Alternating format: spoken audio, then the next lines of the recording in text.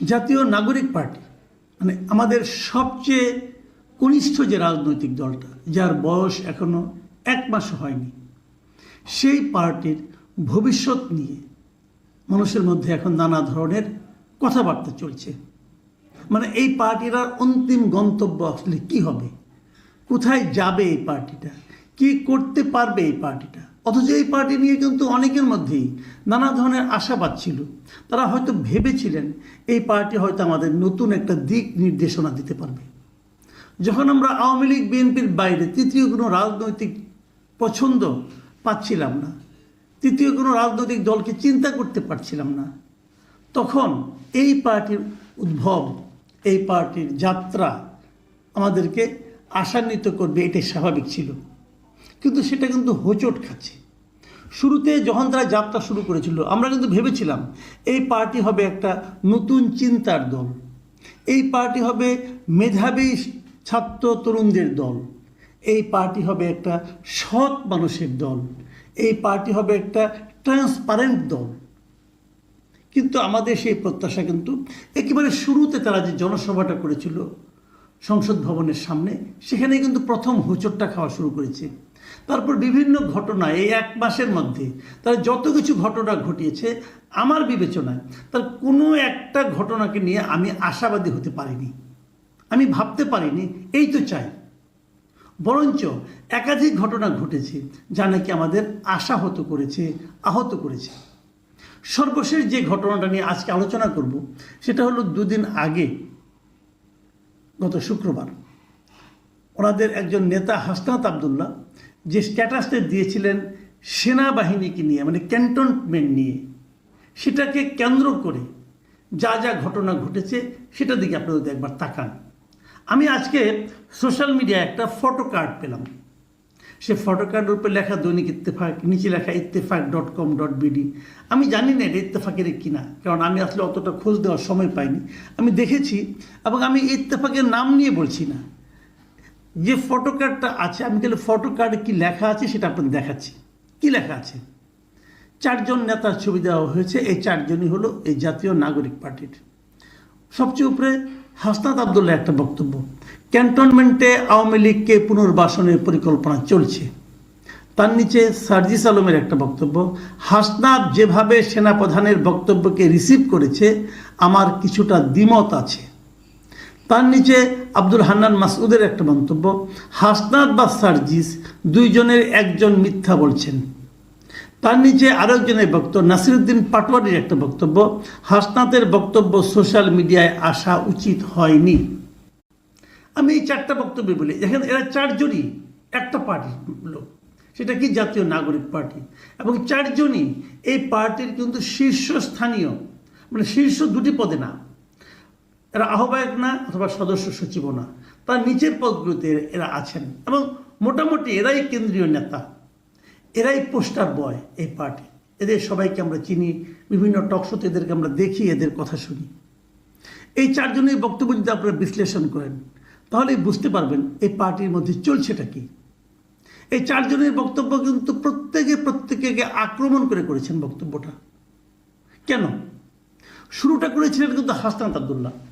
উনি একটা স্ট্যাটাস দিয়েছিলেন, সবাই ফেসবুকে স্ট্যাটাস দিয়েছিলেন, ফেসবুকে একটা স্ট্যাটাস দিয়েছিলেন, সেখানে বলেছিলেন যে আর্মি কি বলেছে, আর্মি কীভাবে আওয়ামী লীগকে পুনর্বাসন করতে চায়, অ্যাটসেট্রা অ্যাটসেট্রা।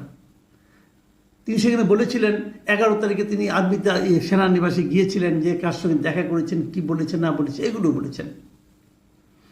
আর হাসনাত আবদুল্লাহর এই বক্তব্যের প্রেক্ষিতে নাসিরুদ্দিন পাটোয়ারি বলছিলেন যে এই বক্তব্যটা সোশ্যাল মিডিয়ায় আসা ঠিক হয়নি, এবং উনি আরেকটা কথা বলেছেন সেখানে যে এই বক্তব্যটা শিষ্টাচার বিবর্জিত। তারপরে আবার সার্জিস আজকে একটা স্ট্যাটাস দিয়েছেন, সেখানে উনি অনেক লম্বা স্ট্যাটাস দিয়েছেন, ওটা আমি আপনাদের একটু পরে শোনাবো যদি সময় পাই। সেখানে তিনি যে কথাটা বলেছেন, উনি কিন্তু হাসনাতের অনেক বক্তব্যের সঙ্গে একমত হননি। সেই পয়েন্টগুলো আমি আসবো। এবং তার প্রেক্ষিতে হান্নান মাসুদ বলেছেন এই যে একমত হননি হাসনাতের সঙ্গে সার্জিস, এইখানে যে বিরোধটা, এই বিরোধে নিশ্চিতভাবে বোঝা যাচ্ছে যে 2 জনের মধ্যে যে কোনো একজন মিথ্যা বলেছেন। মানে সবচেয়ে নিরাপদ জায়গায় আছেন কিন্তু হান্নান মাসুদ, কথাটা সত্য। যে একই বিষয়ের উপর 2 জন লোক যদি 2 কথা বলে, তো একজন তো মিথ্যা অবশ্যই বলছেন, কোনো সন্দেহ নাই। তো তো উনি সবচেয়ে নিরাপদ জায়গায় একটা মন্তব্য করেছেন। কিন্তু আমার প্রশ্নটা হলো, এই মন্তব্যগুলি এখন বাইরে হলো কেন? এই মন্তব্যগুলো পাবলিক হচ্ছে কেন? এই প্রশ্নটা কিন্তু খুব জরুরি। আমি বরং সার্জিসের যে বিশাল স্ট্যাটাসটা, সেটা সম্পর্কে আপনাদের একটু ধারণা দিতে চাই। এটা কিন্তু অনেক বড় স্ট্যাটাস, প্রায় 839 ওয়ার্ডের আমি একটা স্ট্যাটাস পেয়েছি। তার মানে বিশাল একটা স্ট্যাটাস করতে, এত বড় স্ট্যাটাস সাধারণত আমি কখনো দিইনি আমার জীবনে। তো সেখানে উনি কী লিখেছেন? অনেক কথা লিখেছেন, যে সেই দিন হাসনাতের সঙ্গে সার্জিস বলছেন যে আমিও ছিলাম, আমাদেরকে কেউ ডাকেনি, আমরা বরং সেনাপ্রধানের সঙ্গে দেখা করতে চেয়েছিলাম, এই জন্য আমাদের সঙ্গে দেখা হয়েছে, সেনাপ্রধান ছিলেন, আমরা ছিলাম, সেখানে অনেক কথা হয়েছে। এবং সেই কথাগুলোকে আমি একটু পড়ে শুনি একটা লাইনটা, যে রিফাইন্ড আওয়ামী লীগের জন্য চাপ দেওয়ার, কমার মধ্যে চাপ দেওয়ার যে বিষয়টি এসেছে, সেখানে চাপ দেওয়া হয়েছে এমনটি আমার মনে হয়নি। হাসনাত বলছেন চাপ দেওয়া হয়েছিল রিফাইন্ড আওয়ামী লীগ করার জন্য, সার্জিস বলছেন যে ওটা চাপ দেওয়া হয়েছিল এরকমটা ওনার মনে হয়নি। আবার আরেকটা কথা সার্জিস বলেছেন, তবে রিফাইন্ড আওয়ামী লীগ, সাবের হোসেন, শিরিন শারমিন চৌধুরী, সোহেল তাজ, এসব নিয়ে কথা হয়েছিল। সোহেল তাজ কিন্তু এই নামটা কিন্তু আমরা নতুন পেলাম, কারণ হাসনাতের বক্তব্যে, হাসনাতের যে স্ট্যাটাস, সেখানে সোহেল তাজের নামটা উল্লেখ ছিল না, বরং সেখানে ছিল কাজী শেখ তাপসের নাম। ঢাকার যে দক্ষিণে মেয়র ছিল, সেই তাপসের নাম ছিল। তো আমি নিজেও বলেছিলাম যে তাপস কীভাবে রিফাইন্ড আওয়ামী লীগ করবে? সে তো দুর্নীতিবাদ, একদম শিরোমণি, সে কীভাবে করবে? যাক, এখন আবার সার্জিস বলছেন যে না, সোহেল তাজের কথা বলছেন। তো এই জায়গাটা কিন্তু একটু মিলছে না, এরকম হতে পারে। আবার আরেক জায়গায় সার্জিস বলছেন যে টোনেই, কিন্তু যেই টোনে হাসনাতের ফেসবুক লেখা উপস্থাপন করা হয়েছে, আমি মনে করি কনভারসেশন অতটা এক্সট্রিম ছিল না। এই জায়গাটা কিন্তু খুব ইম্পর্টেন্ট। একই কথা আপনি নানাভাবে কিন্তু বলতে পারেন। সার্জিস বলছে আমাদের মধ্যে অনেক কথাই হয়েছে, যেগুলো থেকে হাসনাত বলেছেন তার অনেকগুলি মিল আছে, কিন্তু হাসনাত যেভাবে বলেছেন, যেভাবে উপস্থাপন করেছেন, মনে হয়েছে তাকে মতো ধমকাচ্ছিল আর্মি। কিন্তু সার্জিস বলছে ব্যাপারটা তা না, অতটা এক্সট্রিম কনভারসেশন হয়নি, বুঝেন কিন্তু। এবং তারপর শেষ দিকে এসে সার্জিস বলছেন যে এখন যে একটা স্লোগান উঠেছিল পরে ঢাকা ইউনিভার্সিটিতে, যে হাসনাত না ওয়াকার, এই ন্যারেটিভ এবং স্লোগানকে আমি প্রত্যাশা করি না। দেখুন, আমাদের মধ্যে না একটা জিনিস আমি দেখতে পাচ্ছি, বিশেষ করে ইউনিভার্সিটিগুলোতে, ইউনিভার্সিটির স্টুডেন্টরা, আমি একটা জিনিস জানি না কেন, আমি নিজেও তো ঢাকা ইউনিভার্সিটির স্টুডেন্ট একসময় ছিলাম। তো আমি এখনকার জিনিসটা, এখনকার স্টুডেন্টদের আমি অনেক কিছু বুঝি না এই কারণে যে কেউ কিছু একটা বললো, চিলে কান নিল, অমনি কি চিলের পেছনে দৌড়াতে হবে? ভাই, একবার প্রশ্ন করুন, একবার যাচাই করুন। আমরা যখন সাংবাদিকতা, আমি ঢাকা ইউনিভার্সিটির সাংবাদিকতা বিভাগে পড়তাম, আমাদের টিচারে একটা কথা আমাদের প্রথম বলতেন, যে চেক অ্যান্ড রিচেক। যে কথা বলতে চাও যাচাই করে নাও, আবার যাচাই করে নাও, চেক করতে হয়। এই যে আপনারা একটা স্লোগান দিয়ে বসলেন হাসনাত না ওয়াকার, যেটাকে নাকি সার্জিসও সমর্থন করছেন না, এই স্লোগানটা কি হয়? হাসনাত এবং ওয়াকার কি পরস্পরের প্রতিদ্বন্দ্বী? হাসনাত এবং ওয়াকার কি পরস্পরের বিকল্প? যদি ওয়াকার সাহেব চলে যান, ওখানে কি যে হাসনাত বসবেন, নাকি হাসনাত সাহেব চলে গেলে তার জায়গায় এসে ওয়াকার সাহেব বলবেন? তো হাসনাত না ওয়াকার, এই ন্যারেটিভ, এই স্লোগান কেন আপনারা কেন দিচ্ছেন? এই স্লোগান একবারও কি চিন্তা করছেন এর মাধ্যমে আপনারা কার উপকার করছেন? আপনারা মনে করতে পারবেন, প্রথম ওয়াকারুজ্জামান সম্পর্কে প্রথম এই অশ্রদ্ধা ভরা কথাবার্তা কে বলেছিলেন? ওই যে প্যারিসে থাকেন এক ভদ্রলোক, যাকে আমি ইদানিং নাম উচ্চারণ করতে চাই না, যাকে আমি ইদানিং ব্রাহ্মণ পীর বলি, ব্রাহ্মণ বংশীয় পীর উনি এই ওয়াকার সাহেবকে নিয়ে যে পরিমাণ গালাগালি, অশ্লীল কথাবার্তা বলেছেন, বলেন এর নেট রেজাল্টটা কি? আর্মি, সেনাবাহিনী, ওয়াকারুজ্জামান এরা কি দেশের শত্রু? উনি চট করে বলে দেন এরা নাকি ভারতের দালাল। প্রমাণ করতে পারবেন উনি? পারবেন? আমি ওনাকে মোটামুটি লেখাপড়া জানার লোক মনে করি। একজন শিক্ষিত মানুষ যে এতটা গারল হতে পারে, আমি আমার জীবনে কখনো চিন্তা করতে পারিনি। ভাবুন, আমি একটা কথা বলি আপনাদেরকে, আমাদের এই যে জুলাই বিপ্লব বলি আমরা, 36 জুলাই বলি, অগাস্টের 5 তারিখে শেখ হাসিনা চলে গেল, এই যে বিপ্লবটা সফল হয়েছে, এই সাফল্যের পিছনে কি সেনাবাহিনীর কোনো ভূমিকা নেই?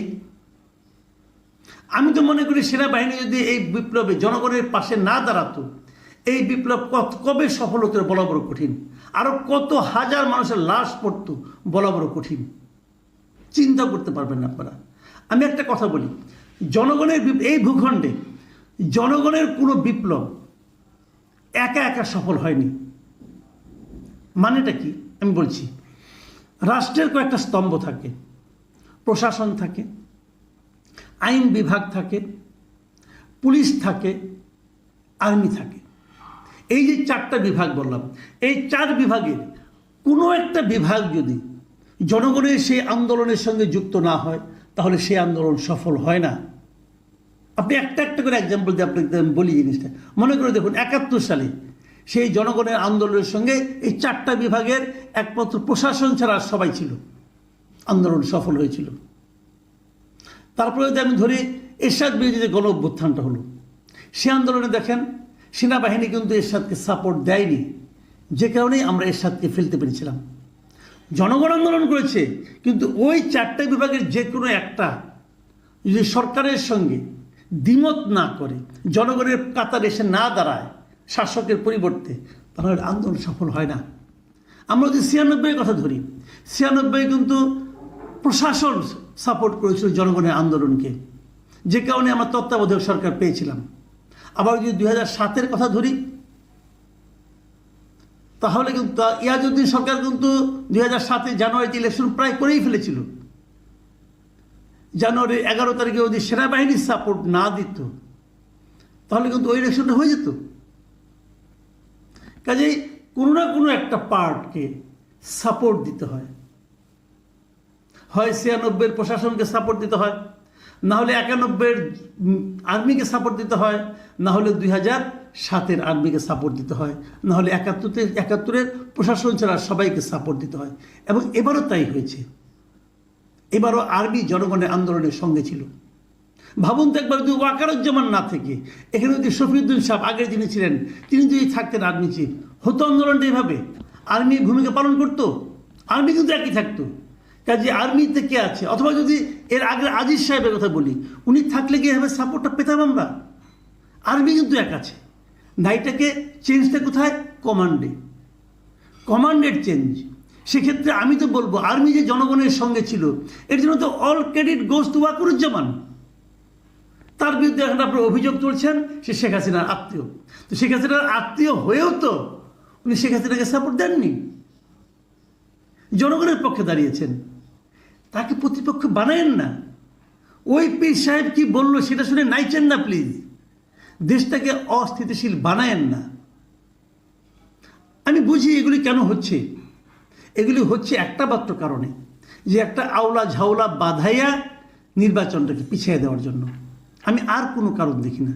আর এতে ফলটা কি দাঁড়াচ্ছে? এটা করতে যে খোদ এই নতুন পার্টিটার মধ্যে একটা অন্তর্দ্বন্দ্ব তৈরি হচ্ছে। আজকে আরও দেখতে পাচ্ছি এই পার্টির অনেক সমর্থক, অনেক কর্মী নানা ধরনের কমেন্ট কিন্তু করছে। বেশি দূরে আমি যাব না, আমি খালি একটা কমেন্ট আপনাদেরকে পড়ে শোনাতে চাই। আপনারা শুনুন সেই কমেন্টটা কী বলেছেন উনি। সেই কমেন্টটা, এই যে সার্জিসের যে ইটা আছে, এই স্ট্যাটাসটা আছে, সার্জিস যে স্ট্যাটাসটা দিয়েছে, সেই স্ট্যাটাসটার নিচে একজন ভদ্রলোক একটা কমেন্ট করেছেন। ভদ্রলোক একটা কমন নেম, অনেকে তাকে চেনেন, মিস্টার হাবিবুর রহমান জুয়েল। উনি একটা কমেন্ট করেছেন। এই কমেন্টটা পড়েই আমি আমার আজকে বক্তব্য শেষ করব। মিস্টার হাবিবুর রহমান জুয়েল সার্জিসের এই স্ট্যাটাসের নিচে লিখেছেন, আমি তোমাদের কাজকর্ম দেখি আর অবাক হই। এতটা অপরিপক্ক কি করে হও তোমরা? জনগণের একটি সুন্দর স্বপ্নের অপমৃত্যু ঘটিয়েছ তোমরা। তোমাদের রাজনৈতিক দল এনসিপির ভবিষ্যতেও অন্ধকার করে ফেলেছ, ভবিষ্যতও অন্ধকার করে ফেলেছ। তোমাদের ব্যক্তিত্বহীন আচরণ ঢাবির শিক্ষার্থী হিসাবে আমাদেরও লজ্জায় ফেলে দিচ্ছে। তোমরা এক একজন এক এক কথা বলো, কারোর সাথে কারো সমন্বয় নাই, আলোচনা নেই। সেনাপ্রধান অপরিপক্ক বলেছেন, তিনি যথার্থ বলেছেন। আমি বিরক্ত হয়ে গেলাম। রাজনৈতিক দল হিসেবে তোমরা এগুতে পারবে বলে আর মনে হচ্ছে না। প্রিয় দর্শক, এটাই আমার প্রশ্ন, রাজনৈতিক দল হিসাবে এনসিপি কি খুব বেশি দূর আর অগ্রসর হতে পারবে যদি তারা এ ধরনের অবিমৃষ্যকারিতা, এ ধরনের এলোমেলো কথাবার্তা, এ ধরনের এলোমেলো আচরণ, এ ধরনের হঠকারী আচরণ অব্যাহত রাখেন? তাহলে খুব শিগগিরই কি এই দলটা মুখ থুবড়ে পড়বে না? আর এই দলটার মুখ থুবড়ে পড়ার অর্থ হচ্ছে আমাদের দেশের অগণিত সাধারণ মানুষের প্রত্যাশার মৃত্যু হওয়া। প্রিয় দর্শক, আপনারা ভাবুন, আর এনসিপি যারা কর্মকর্তা নেতৃবৃন্দ তাদেরকে আমি অনুরোধ করব, আপনারাও জনগণের প্রত্যাশার কথা ভাবুন, কেবল নিজেদের কথা ভাববেন না।